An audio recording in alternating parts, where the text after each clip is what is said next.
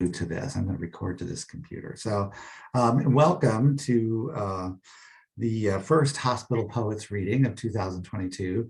My name is Ron Shaw, and I'm chair of the Medicine and the Arts Committee for the College of Medicine here at Ohio State.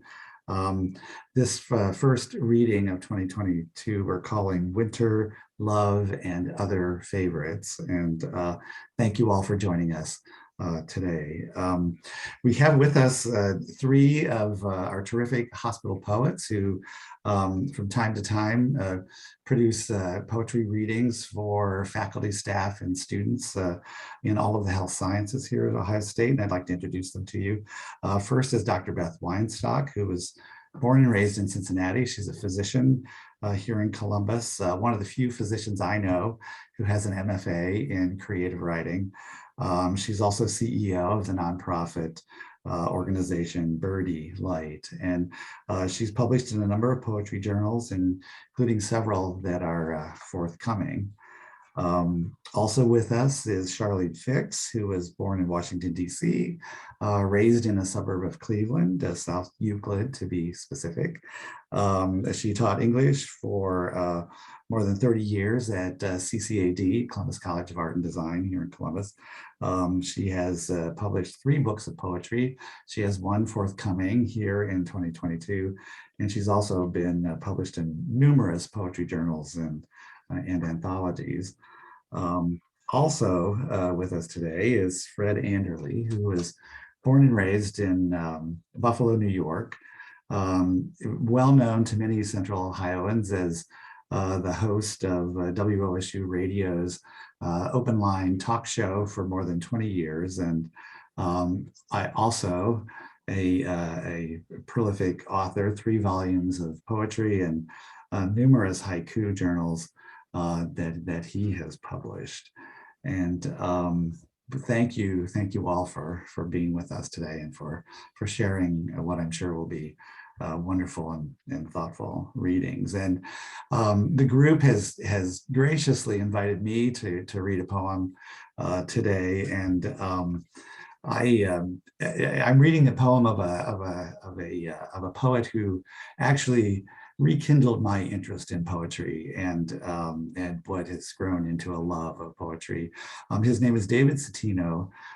He was the poet laureate of Ohio State University for many years. He wrote 12 books of poetry. He was more than 20 years on the faculty here at Ohio State, and died in 2005 at the age of 58. From complications of multiple sclerosis. And I feel privileged to have known David. So anyway, I'm reading his poem called Smelling the Snow. I've heard it said, there are those on such close terms with night, they can smell the very light. Not only does the moon, they say, give off a scent nothing like the sun's, but old moon smells sweeter than slivered moon. Monks of old claimed that sin took the breath away, while God was wild onion, lilac, pine. I know a carpenter who boasts that he can sniff out a maple in a woodlot of ash and oak.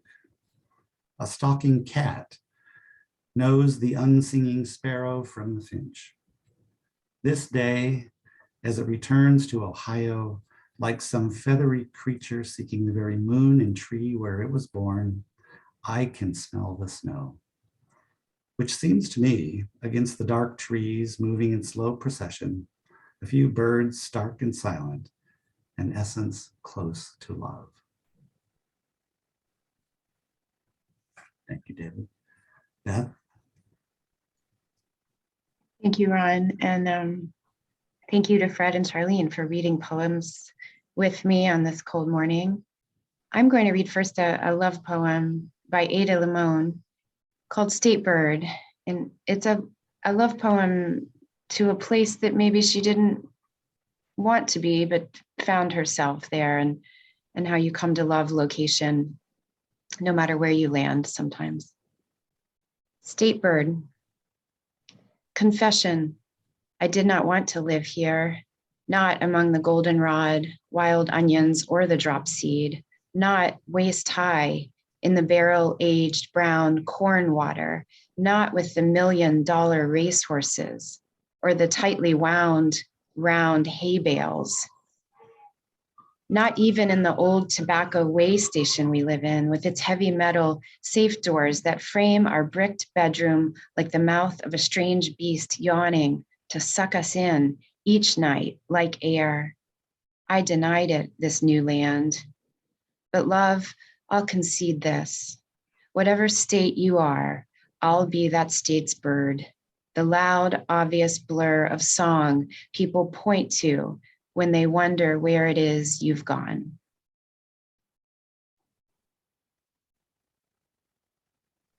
And I think Fred is after me.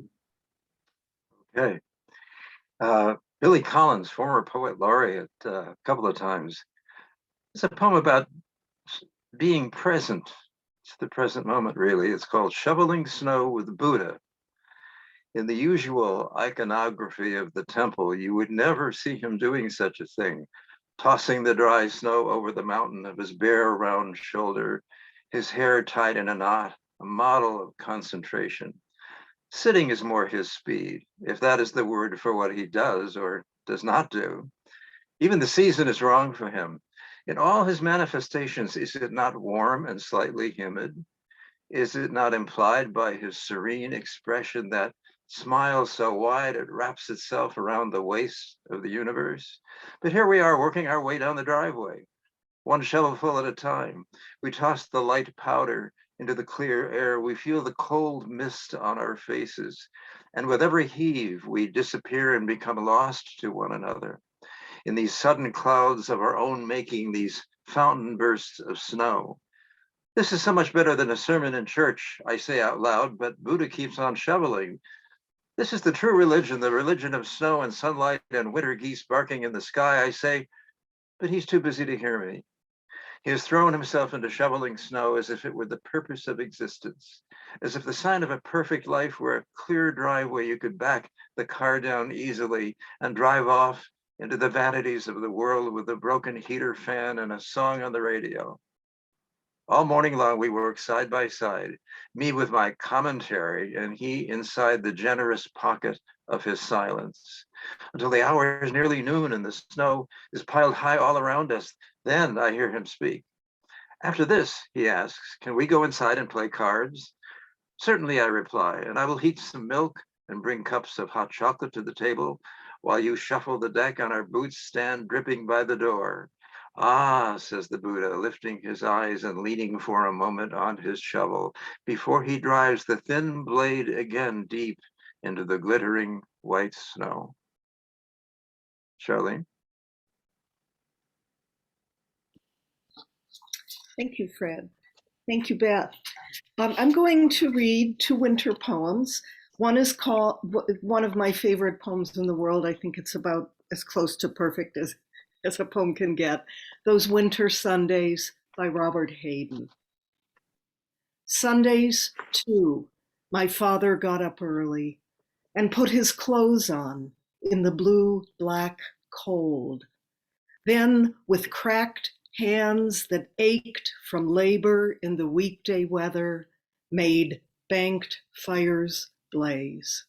No one ever thanked him. I'd wake and hear the cold splintering, breaking. When the rooms were warm, he'd call, and slowly I would rise and dress, fearing the chronic angers of that house, speaking indifferently to him, who had driven out the cold and polished my good shoes as well. What did I know? What did I know of love's austere and lonely offices? Robert Hayden. And the second poem is called The Snowstorm by Marie Howe. And you'll notice an interesting turn and then turn back about 2/3 of the way through the poem. She suddenly, and it's italicized in the poem, goes to a line that Jesus spoke in John chapter 20, verse 27. So I think you'll hear that. The Snowstorm by Marie Howe. I walked down towards the river, and the deer had left tracks deep as half my arm that ended in a perfect hoof, and the shump-shump sound my boots made walking made the silence loud. And when I turned back towards the great house, I walked beside the deer tracks again.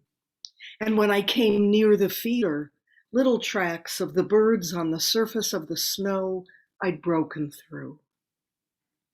Put your finger here and see my hands, then bring your hand and put it in my side. I put my hand down into the deer track and touched the bottom of an invisible hoof. Then I put my finger in the little mark of the jade. Thank you, and I give you Beth again.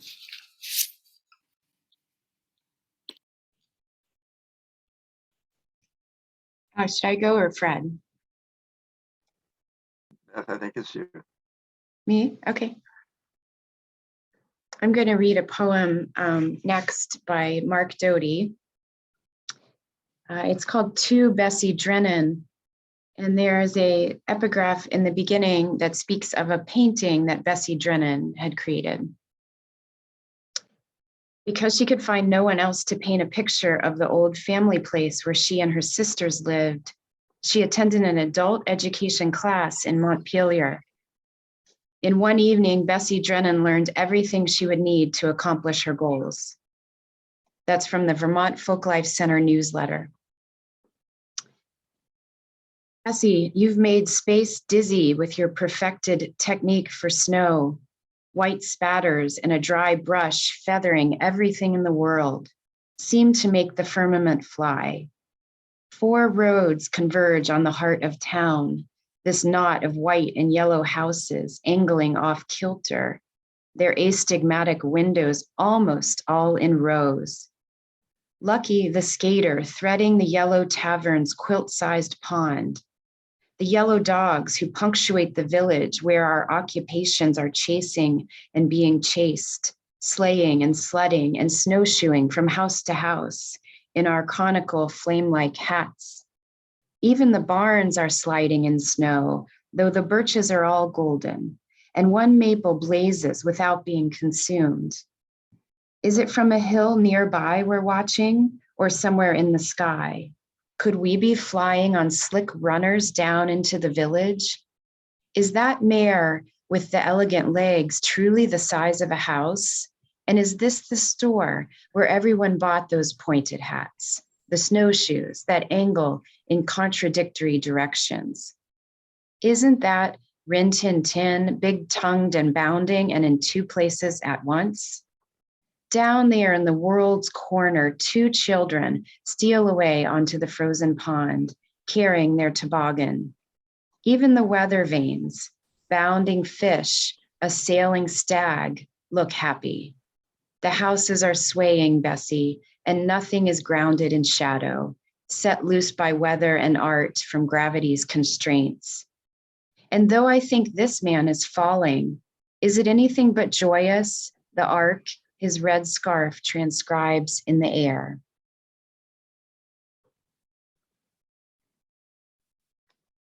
Okay, our theme is winter, love, and other favorites.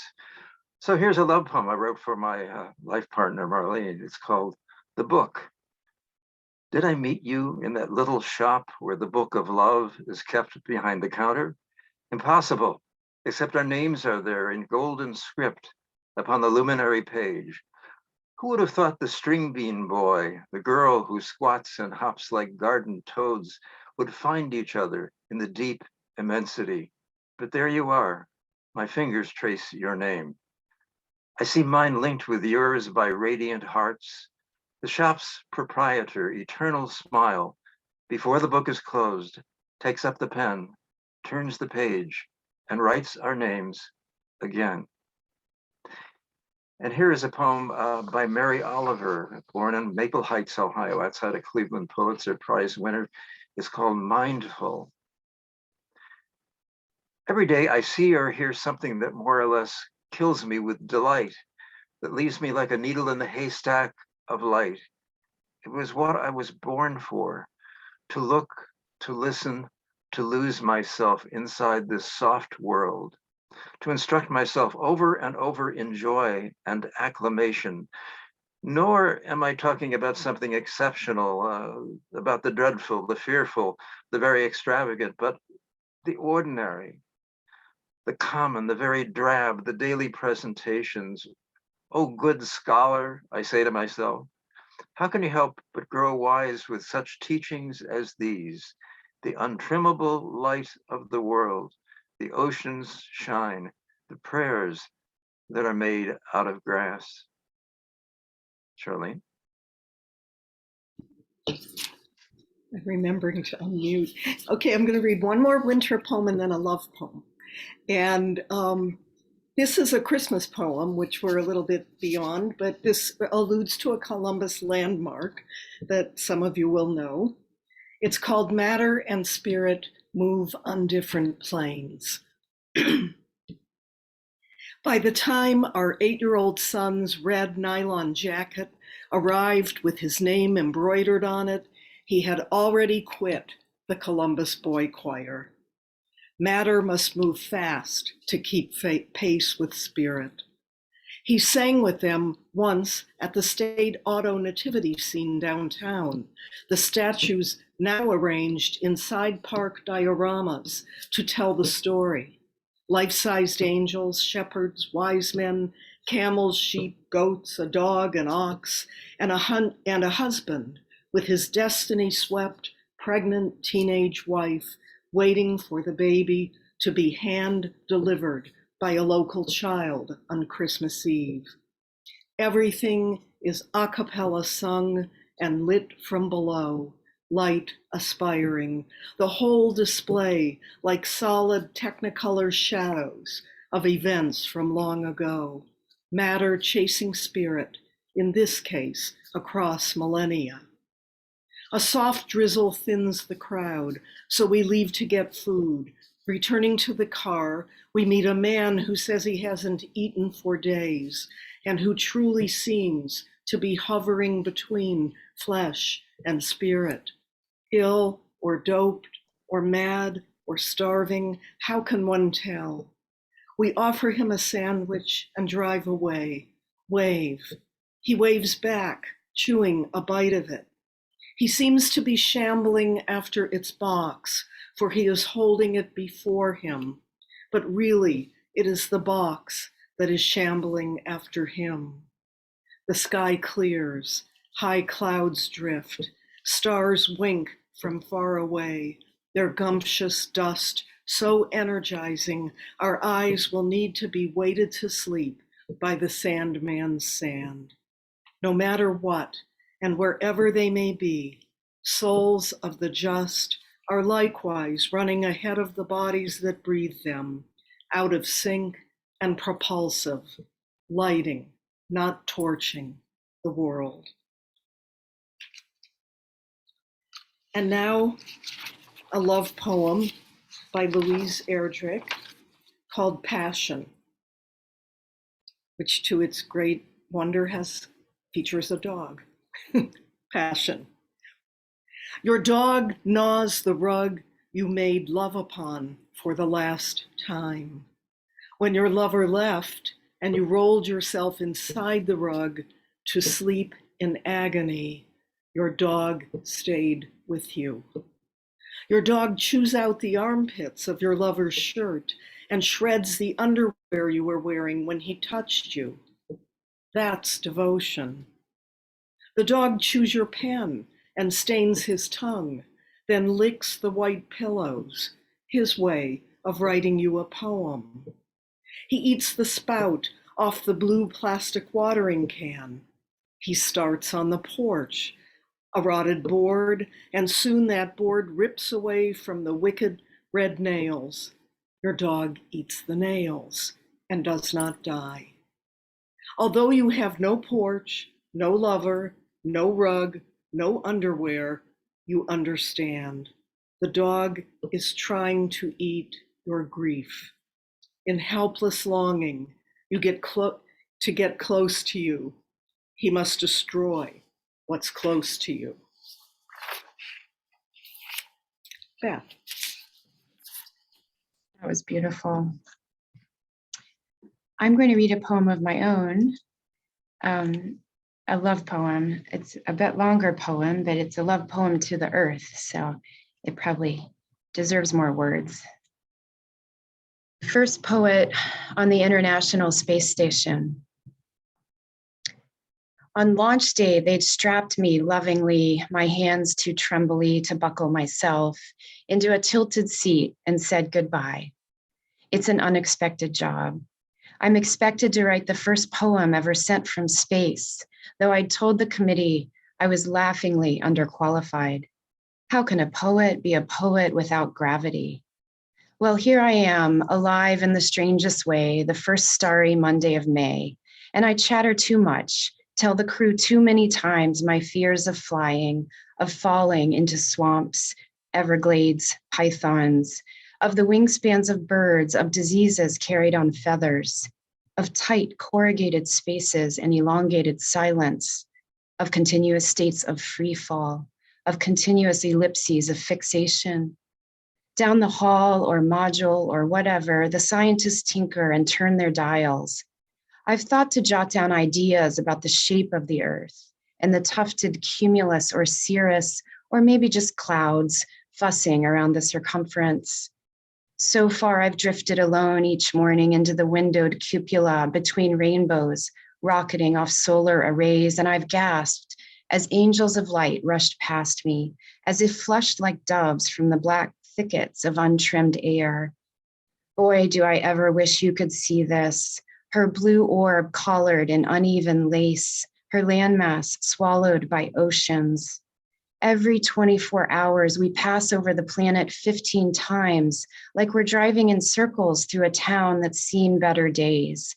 And at first I would startle at the shimmy, the rattle, the grinding, startling voice that wasn't God and wasn't not. But lately I'm better at controlling myself. I've started to think more Sundays I should have driven my kids to religious school. That time I'd asked my daughter to name the tallest person in the Bible, and she'd guessed Abraham Lincoln, then James and the Giant Peach. And now I see acutely the damage I've done. Out here, you borrow your favorite books from memory. Out here, you vow to follow one day a week as the Sabbath, and to that end, you crave the light from 2 candles vanishing above a homemade meal. Through pinholes you once called eyes, you see what lavish things you've left, and hope the corner jewelry shop in the Marais still ribbons a bottle of patchouli perfume onto every iridescent box of Les Bijoux. That the black lips of an orphaned lamb still suckle the kind farmer's bottle in New Zealand, and the rifled soldier in the old quarters of Jerusalem, his eyes shifting right to left, hurries tourists unharmed through the labyrinth of a colorful shook. You make believe that the pull of the earth will always hang a young girl's gold locket from her neck as she bites her bottom lip and erases again her long division. I might have done a better job of reclining by screened windows when the rain showed up, could have listened longer to its small hammers bobbing on the silver awnings, taken more notes, kept more journals. Out here we have no rain, no tilt of a plane's wings over the terrain of Manhattan, no whine of our missing dog by the back screened door. Yet I need to stay grounded if I'm to succeed. If you're fortunate to have been lifted as high as perception allows, like a girl on a rope swing in a strawberry bikini who has picked the perfect Y coordinate to pitch into the cold creek below, the job lands with such grave responsibility. My first lines might be, why was this place never exactly what we wanted when it was actually all we had? Who, in their right mind, accepts an unpaid position in space? Yet I'm speeding 220 miles above you, notebook in hand, suspicious that if I strung all my words end to end and pointed them like a settler's caravan in the direction of home, I still wouldn't have described 1% of this tender wilderness. How drop-dead gorgeous you are. Fred. Well, since one of our themes is love today, here's a poem by Leo Dangle. He, for many years, taught in the Minnesota school systems.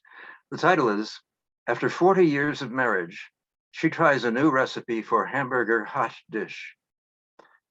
How did you like it, she asked. It's all right, he said. This is the third time I cooked it this way, she said. Why can't you ever say if you like something? He says, well, if I didn't like it, I wouldn't eat it. She says, you never can say anything I cook tastes good. He replies, I don't know why all the time you think I have to say it's good. I eat it, don't I? And she said, I don't think you have to say all the time it's good, but once in a while you could say you like it. It's all right, he said.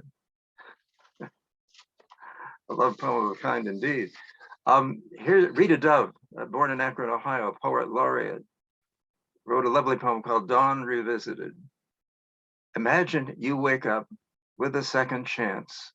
The blue jay hawks his pretty wares and the oak still stands spreading glorious shade.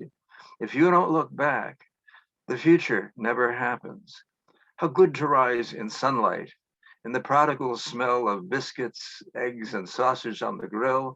The whole sky is yours to write on, blown open to a blank page. Come on, shake a leg. You'll never know who's down there frying those eggs if you don't get up and see. Charlene. Okay, and I'm going to close our reading with just one love poem. It's called Lazy Love Song by Patricia Smith, for my husband and granddaughter.